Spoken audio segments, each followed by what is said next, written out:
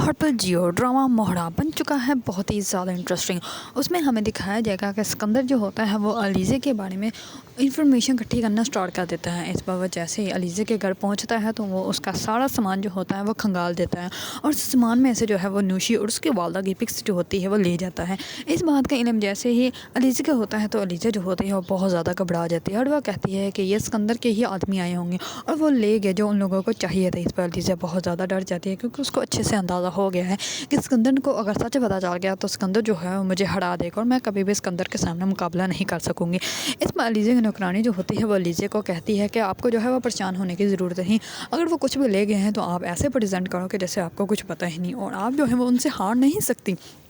اس پر علیزہ جو ہوتی ہے وہ پہلے تو بہت زیادہ پریشان ہوتی ہیں کیونکہ حمزہ بھی اس کے سے جو ہے وہ سیدھے میں بات نہیں کر رہا ہوتا، اور دوسری طرف جو ہے اسکندر کے ہاتھ میں بھی وہ ثبوت آ گئے ہیں جس کے بل بوتے پر جو ہے وہ علیزہ کو ہار پہنچا سکتے ہیں، علیزہ کو جو ہے وہ اس گھر سے بھی نکلوا سکتا ہے۔ اس پر علیزہ جو ہوتی ہے وہ بہت زیادہ ڈر جاتی ہے۔ دوسری طرف اسکندر کو جیسے ہی وہ پکس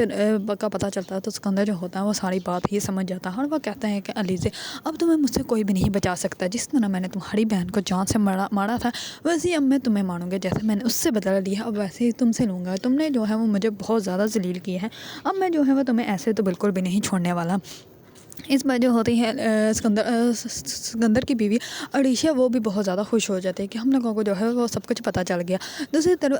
علیزہ جو ہوتی ہے وہ عریشہ کو کہتی ہے کہ اگر حمزہ درمیان میں نہ آئے تو میں تم لوگوں کو دن میں تارے دکھا دوں۔ اس بار جو ہوتی ہے عریشہ وہ کہتی ہے کہ اب تم ہماری نہیں بلکہ اپنی فکر کرو، اب تمہیں جو ہے وہ حمزہ تارے دکھائے گا اور تم جو ہے وہ کچھ کر بھی نہیں سکو گے۔ اور یہی بات ہوتی ہے کہ حمزہ جو ہوتا ہے وہ علیزہ سے سیدھے میں بات ہی نہیں کرتا، اور وہ کہتا ہے کہ تم یہاں سے چلی جاؤ۔ اس پر علیزہ جو ہوتی ہے وہ کہتی ہے کہاں میں جاؤں تمہارے سوائے۔ اس پر جو ہوتا ہے حمزہ اس کو کہتا ہے کہ بس کہیں بھی چلی جاؤ، بس میری نظروں سے دور ہو جاؤ اور میرے سامنے آنا بند کر دو۔ اس پر جو ہوتا ہے حمزہ بہت اونچا چلاتا ہے، علیزہ جو ہوتی ہے وہ ڈر جاتی ہے اور وہاں سے چلی جاتی ہے۔ علیزہ کو تو ایسا لگتا ہے کہ جیسے وہ ہار گئی ہے، لیکن علیزہ جو ہے وہ اتنی جلدی ہار مان نہیں سکتی کیونکہ علیزہ کا جو ہے وہ اپنی ماں اور اپنی بہن کا بدلہ لینا ہے، اور اسکندر کو جو ہے اسکندر کا سچ جو ہے وہ سب لوگوں کے سامنے لانا ہے۔